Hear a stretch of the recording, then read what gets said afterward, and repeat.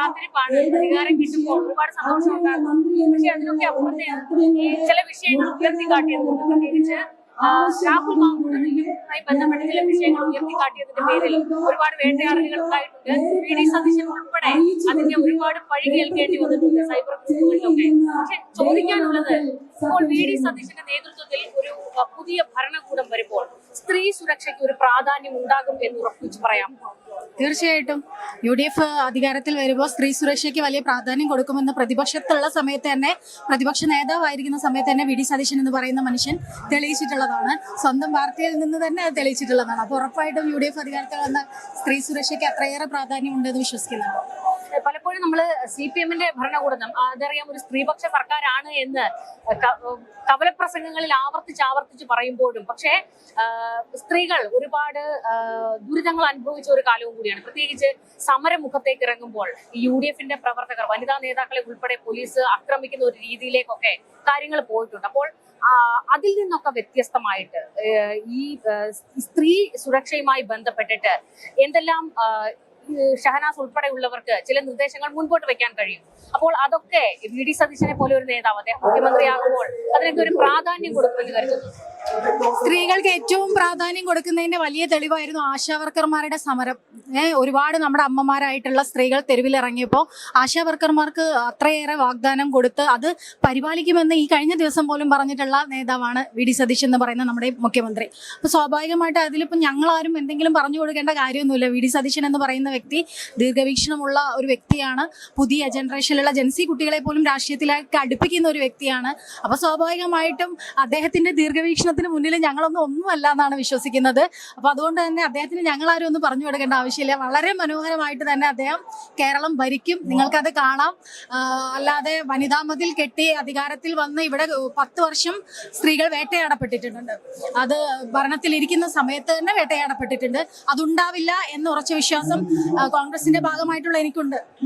നമുക്കറിയാം, ഒരു നിലപാടെടുത്തതിന്റെ പേരിലാണ് വി.ഡി. സതീശൻ സ്വന്തം പാർട്ടിയിൽ നിന്ന് തന്നെ വലിയ ഒരു വിമർശനങ്ങൾ അദ്ദേഹത്തിന് നേരിടേണ്ടി വന്നിട്ടുണ്ട്. പക്ഷെ ആ വിമർശനങ്ങൾ ഉണ്ടാകുമ്പോഴും അദ്ദേഹം പറഞ്ഞൊരു കാര്യമുണ്ട്, ഞാൻ എന്റെ നിലപാടിൽ ഉറച്ചു നിൽക്കും.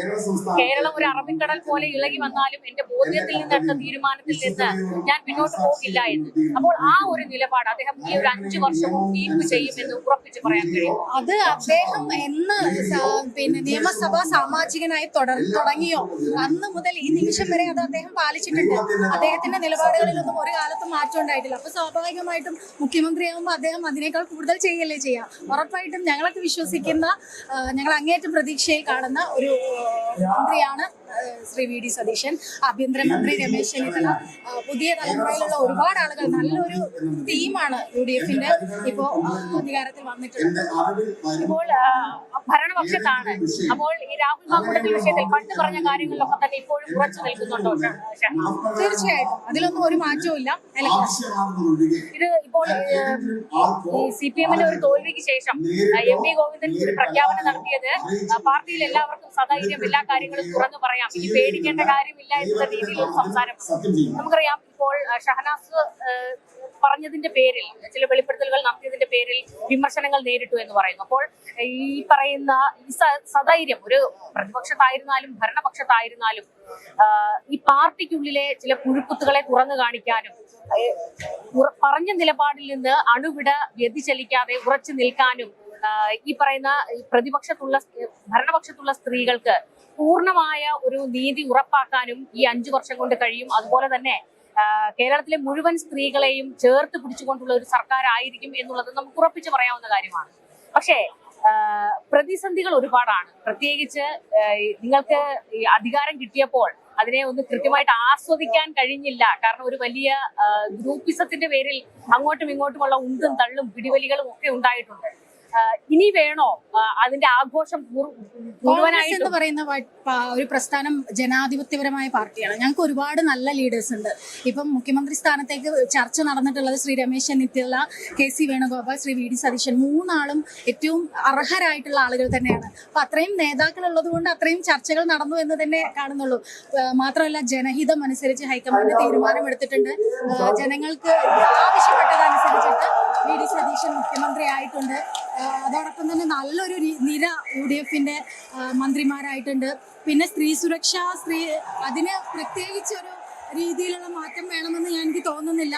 അതൊക്കെ വളരെ മനോഹരമായിട്ട് തന്നെ ഈ മന്ത്രിസഭ ചെയ്യും. പിന്നെ എല്ലാ കാലത്തും നമ്മൾ പ്രതികരിക്കുന്നത് പോലെ സ്ത്രീപക്ഷത്തിൽ നിന്ന് പ്രതികരിക്കുക എന്ന് പറയുന്നത് നമ്മൾ എല്ലാ കാലത്തും ചെയ്യും. ജനാധിപത്യ പാർട്ടി ആയതുകൊണ്ട് തന്നെ ചിലപ്പോൾ വേറെ ഏതെങ്കിലും രാഷ്ട്രീയ പാർട്ടിയിൽ അഭിപ്രായം പറയുന്നതിനേക്കാൾ സ്വാതന്ത്ര്യം കോൺഗ്രസിനകത്ത് കിട്ടിയിട്ടുണ്ട്. ഞാൻ ഇന്നും സംസ്കാര സാഹിതിയുടെ സംസ്ഥാന ജനറൽ സെക്രട്ടറിയാണ്. അത് മറ്റേതെങ്കിലും പാർട്ടിയിലാണെങ്കിൽ നടക്കുമെന്ന് എനിക്ക് തോന്നിയിട്ടില്ല. ഈ മന്ത്രിസഭയില് 2 വനിതാ മന്ത്രിമാർ ആണുള്ളത്. കുറഞ്ഞു പോയതായിട്ടൊരു തോന്നലുണ്ടോ? അത് അവരെ കൊണ്ട് എല്ലാം കൈകാര്യം ചെയ്യാൻ കഴിയുമെന്ന് ഉറപ്പുണ്ടോ? 2 മന്ത്രിമാരും അതിലേറെ വനിതാ MLA-മാരും ഉണ്ട്. എനിക്ക് തോന്നുന്നു മുസ്ലിം ലീഗിൽ നിന്ന് ആദ്യമായിട്ട് തഹലിയ MLA ആയിട്ട് വരുന്നുണ്ട്. അതൊക്കെ ചരിത്രപരമാണ്. 2 മന്ത്രിമാരെ, ഒരു ഡെപ്യൂട്ടി സ്പീക്കർ ഉണ്ട്, ഷാനിമോൾ ഉസ്മാൻ എന്ന് പറയുന്ന നേതാവുണ്ട്.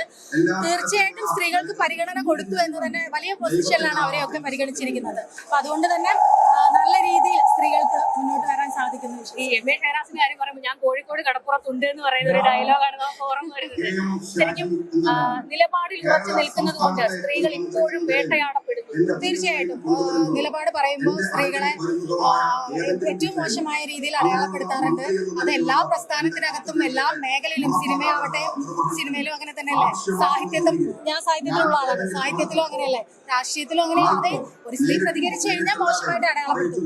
അതിനെ അതിജീവിക്കുക എന്നുള്ളതാണ് സ്ത്രീകളുടെ മുന്നോട്ട് വരവ് എന്ന് വിശ്വസിക്കുന്ന ആളാണ്. പക്ഷെ ഒരു വലിയ വേദനയായിട്ട് തോന്നിയിട്ടുണ്ടോ? ഒപ്പം നിൽക്കേണ്ടവർ തള്ളി പറഞ്ഞു എന്ന് തോന്നുമ്പോൾ? എന്നെ ആരും തള്ളി പറഞ്ഞിട്ടില്ലല്ലോ. പാർട്ടിയിലുള്ള ഒരു നേതാക്കന്മാരും എന്നെ തള്ളി പറഞ്ഞിട്ടില്ല. ഞാൻ CR മഹേഷ് ചെയർമാനായിട്ടുള്ള സംസ്കാര സാഹിതിയുടെ സംസ്ഥാന ജനറൽ സെക്രട്ടറിയാണ്. ഇപ്പോഴും ഞാൻ അത് തുടരുന്നുണ്ട്. പാർട്ടിയുടെ ഭാരവാഹികൾ ആരുമല്ലല്ലോ. സൈബർ ഇടങ്ങൾ, അതിപ്പം VD സതീശൻ സാറിന്, രമേശ് ചെന്നിത്തല സാറിനൊക്കെ സൈബർ ബുള്ളിങ് ഉണ്ടാവാറില്ലേ? അതിന് വലിയ പ്രാധാന്യം കൊടുക്കേണ്ട ആവശ്യമുണ്ടെന്ന് തോന്നിയിട്ടില്ല. ഇന്നിപ്പോ VD സതീശൻ മുഖ്യമന്ത്രിയാണ്. പക്ഷെ അദ്ദേഹത്തിന് കഴിഞ്ഞൊരിടയ്ക്ക് രാഹുൽ മാങ്കൂട്ടത്തിൽ വിഷയത്തിലൊക്കെ ചില നിലപാടെടുത്തതിന്റെ പേരിൽ അദ്ദേഹത്തെ കേക്കച്ഛൻ എന്ന് പറഞ്ഞ് പരിഹസിച്ച അങ്ങനെ പറഞ്ഞ ജനങ്ങൾ തന്നെ തിരുത്തി പറഞ്ഞില്ലേ, VD സതീശൻ മുഖ്യമന്ത്രിയായി വരണം എന്ന് പറഞ്ഞില്ലേ? അപ്പൊ പിന്നെ അതിലെന്താ അർത്ഥമുള്ള? അത് ജനങ്ങൾ മാറ്റി പറയും. അവരുടെ തോന്നലുകൾക്കനുസരിച്ച്, അവരുടെ കൃത്യതകൾക്കനുസരിച്ച് അവർ തിരിച്ചും പറയും. എന്തായാലും പറഞ്ഞ വാക്കിൽ ഇപ്പോൾ തന്നെ ഉറച്ചു നിൽക്കും. എന്തായാലും പറഞ്ഞ വാക്കിൽ നിന്ന് അണുവിട താൻ വ്യതിചലിക്കില്ല എന്ന ഒരു നിലപാട് ഷഹനാസ് സ്വീകരിച്ചിട്ടുണ്ട്. VD സതീശൻ മുഖ്യമന്ത്രിയായി വരുമ്പോൾ വലിയ പ്രതീക്ഷകൾ കേരളത്തിലുണ്ട്. പ്രത്യേകിച്ച് സ്ത്രീകൾക്ക്, ആശമാർക്ക് വലിയൊരു വാഗ്ദാനം അദ്ദേഹം കൊടുത്തിരുന്നു.